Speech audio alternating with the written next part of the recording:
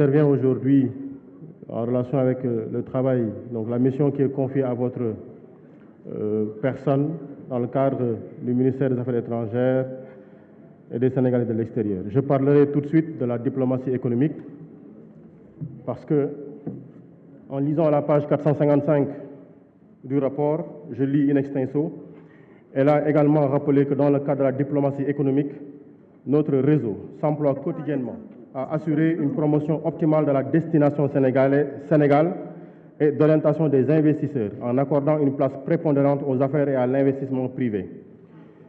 Alors, donc, sur la diplomatie économique, il y a d'autres développements, mais je saisis le substrat de ce que nous disons sur la diplomatie économique. Je me pose tout de suite une question. Est-ce que notre vision de la diplomatie économique se résume donc à une diplomatie d'attractivité, comme si c'était une relation directement avec le tourisme ou le fait de faire venir des investisseurs privés, étrangers? Parce qu'à côté, j'étais en train de voir, moi, une diplomatie de conquête économique. Qu'est-ce qu'on fait pour que Sococim puisse vendre en Ukraine? Qu'est-ce qu'on fait pour que la compagnie sucrière puisse vendre aux États-Unis? Qu'est-ce qu'on fait pour que nos ingénieurs, nos chefs d'entreprise ici sur le domaine du BTP, sur la construction des routes, puissent avoir, disons en fait, une vision proactive et attaquer le monde? Ça, je ne l'ai pas trop senti. Je voudrais poser une préoccupation. Est-ce que notre vision se ramène à ça, dans l'angle mort de ce qu'on fait de la diplomatie économique, ou est-ce qu'on le ramène sur la table pour que ça soit effectivement un projet qu'on rajoute à notre préoccupation? J'en viens après ma préoccupation sur la diplomatie économique, sur notre relation avec le personnel au niveau du ministère des Affaires étrangères. Je dis, pour avoir été à l'École nationale d'administration, je connais ici dans vos équipes une personne particulièrement brillante pour avoir été mon promotionnaire à l'ENA. Je parle d'Ibrahima Cissé, extrêmement brillant, que nous avons tous respecté. Ça me permet de parler de la représentation, de la qualité et du rôle des conseillers. Alors je précise tout de suite, ça fait 15 ans que je ne l'ai pas vu. Donc on n'a pas de discussion, c'est tout à l'heure qu'on a échangé dans le contact, tout de suite. Donc, ce que je suis en train de dire là, ça n'a rien à voir avec lui. Tout de suite, il faut bien le préciser. Je dis la place des hommes et des femmes du Sérail. Je parle des conseillers des affaires étrangères et des chanceliers.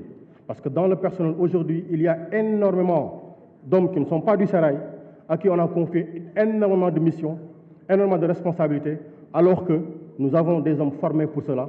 Qu'est-ce qu'on fait? Quel est le rôle dans cette force de la diplomatie sénégalaise qui est acceptée à travers le monde? Quel rôle on leur donne? Et dans les chantiers que nous sommes en train d'ouvrir, quelle responsabilité on veut leur restituer?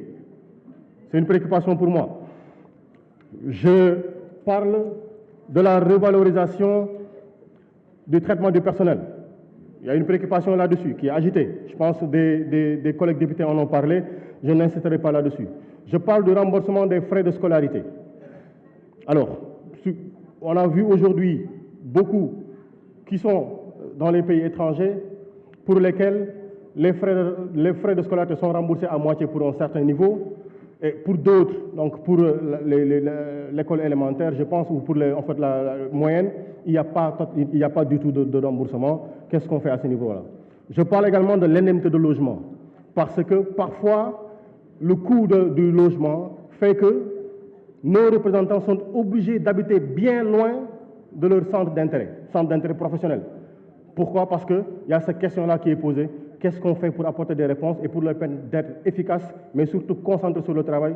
Parce qu'habiter à 100 km, habiter à 200 à 300 km de son lieu de travail, vous conviendrez avec moi que ce n'est pas très facile pour ces personnes de valeur qui n'ont que pour métier de servir notre nation. Je parle également de la couverture médicale avec l'Alliance KE qui pose problème. La rationalisation de la carte diplomatique, Madame le ministre. Nous avons 62, aujourd'hui nous sommes à 68, 53 ambassades, 15 consulats et 2 agences consulaires. Est-ce que c'est l'idée d'une rationalisation? Qu'est-ce qu'on en fait? Et je terminerai par l'école sénégalaise à l'étranger parce que beaucoup en ont parlé. Parce qu'ici, j'ai les résultats de l'école sénégalaise de la Gambie en 2020. Ils ont fait au BFM 88,88%. 2021-2022, au BFM, ils ont fait 100%. Au baccalauréat, en 2020-2021, ils ont fait en terminale L1 93,30%. Terminale L2, ils ont fait 75,67%. Je suis comme le ministre des Finances, j'aime bien les chiffres. En terminale S2, ils ont fait 70%. Une mention bien. 7 mentions assez bien. D'accord? Et puis, bon, pour 93,10% avec 8 mentions assez bien. Je pense le droit à l'éducation pour nos enfants à l'étranger, c'est à vous de l'assurer. Et on a vu les résultats que nous avons en Gambie. Ce système peut essaimer et plus tard même aller vers l'enseignement supérieur. Je pense les parents qui sont là, les députés de la diaspora qui sont là, ont émis cette idée-là. Je trouve que c'est une bien brillante idée que d'éduquer nos enfants à l'étranger dans les valeurs de leur père, de leur mère, de leurs ancêtres, pour qu'ils sachent c'est quoi le Sénégal, et que l'amour que nous avons pour ce pays-là, qu'on puisse le leur inculquer, parce que dans la carrière diplomatique, dans ceux qui sont à l'étranger, fondamentalement faire 25 ans, c'est très rapide, on risque de ne pas savoir qu'on est Sénégalais, alors que notre raison fondamentale, c'est la terre des ancêtres, et cette terre des ancêtres nous éduque dans des valeurs que nous devons restituer. Merci beaucoup.